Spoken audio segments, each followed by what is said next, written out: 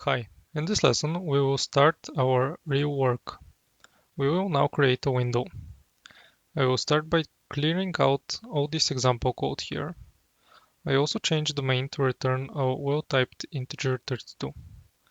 I also delete this class and change the IOStream to an include to cstdlib. Then include cstdint and cmat also. I removed the hello world code from here as well. I also scroll a bit up and realize that I've repeated a few includes. So I quickly clear them out and I remove this function as well. We're back to basics, I think. Well, let's start by returning exit success instead of a magical zero value. Okay, now we can start writing our code for creating a window. As I said, we are going to use GLFW for this. To initialize the library, we can call the GLFW init function. We also need to add the include file for this library. So I write out glfw/glfw3.h. This library is well documented, so if you hover over the function, you will see all the information about it. We are currently interested in the fact that this function returns an integer status code. If for some reason glfw couldn't be initialized, we want to exit the application.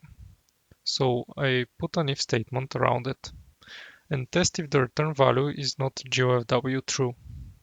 In that case, we will execute stdexit and exit with a failure status code.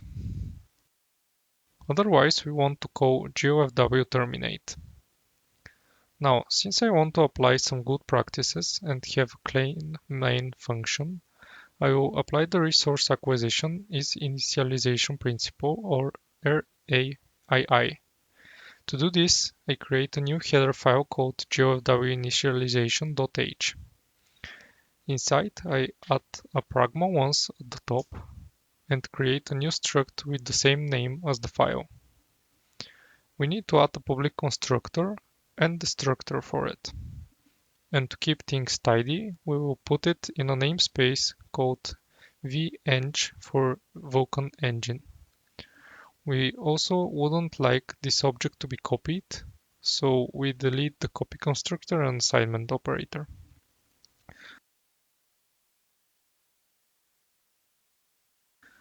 Next, I will add an implementation file with the same name and the CPP extension.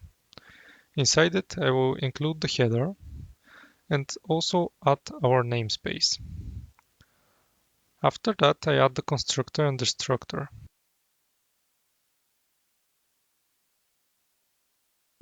When this object is constructed, we will call the glfw init like we did in the main method.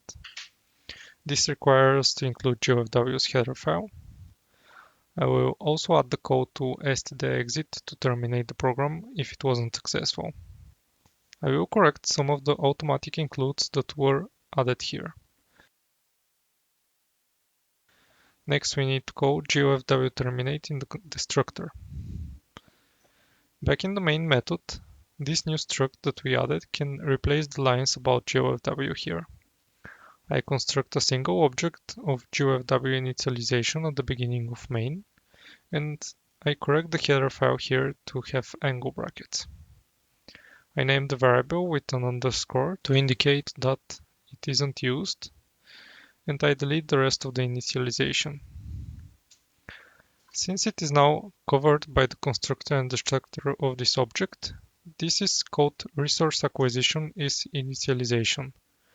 We now want to create a window, so we call glfw create window and save its result to a pointer variable. For the function arguments, we pass in values for width and height, then the title that we want on the top of the window. And we don't care about the next two arguments, so we pass on a null pointer. Since we expect that the window returned will be a valid pointer, we can put GSL not null around the type.